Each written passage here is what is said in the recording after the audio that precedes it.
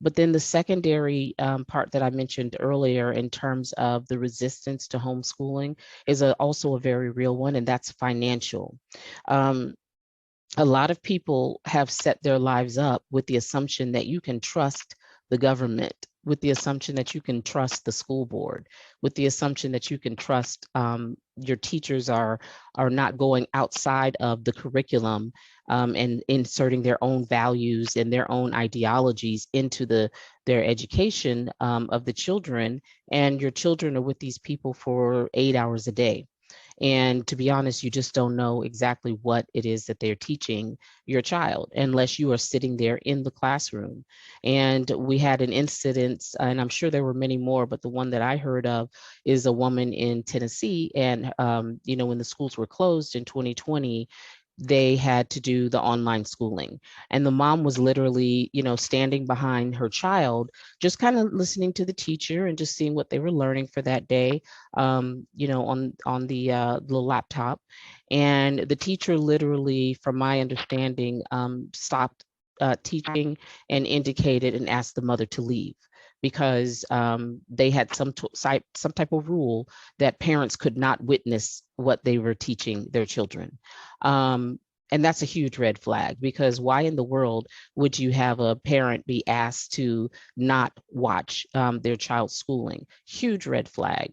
And so what we're seeing in this 2021, so many of us who are patriots, who are conservative, who are independent, minded, libertarian, we're finding that the disgust levels has gotten so high in terms of the indoctrination in the schools. And this is going all the way from K all the way up through college. And they are turning our children into people that we don't recognize. And now we are getting story after story of, the recent one was the teacher who had her students stand up and pledge allegiance to the gay pride flag. You've had teachers that are hardcore teaching critical race theory, even though it's not been yet approved by their school district, or even though there was an overwhelming response and an overwhelming nay to having critical race theory being taught to their child, but the teachers are doing it anyway. Now, Project Veritas just released a bombshell of a teacher who is a part of Antifa and who has made it his mission to indoctrinate the children. And he gives them extra credit if they show up at Antifa rallies. He's got a big poster of Chairman Mao in his classroom. He's got a big flag of Antifa in his classroom.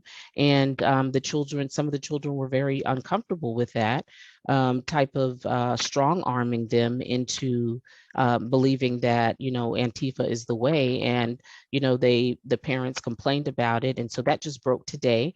And then there's even the story where another story broke where a teacher was literally telling her class that your parents are dumb. Like some of the dumbest people in the world are like your parents. And the moment that I stopped listening to them is when my life got better. She was saying that about herself when she was growing up. So this is what is happening in schools while parents drop them off and go on off to work. And the thing is right now it's gotten to the point where ignorance is no longer an excuse. And I'm not here to, disparage anybody, because everybody's doing what they can. But at the same time, we can no longer feign ignorance, that we can leave our children in the hands of other people, and that they would have their best interests at heart in terms of what we consider their best interest.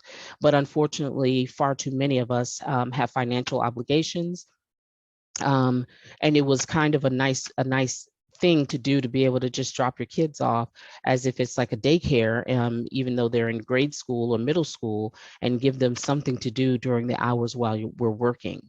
And here's what I want to say to you all about that point. And I really hope that you all hear me, because I know I've posted about it several times, but you have to understand that whatever is most important to you, you've got to make room for it in your life. And does it mean that it's going to be easy? No, but there has to be a choice and a decision, just like people have to make a choice about their faith.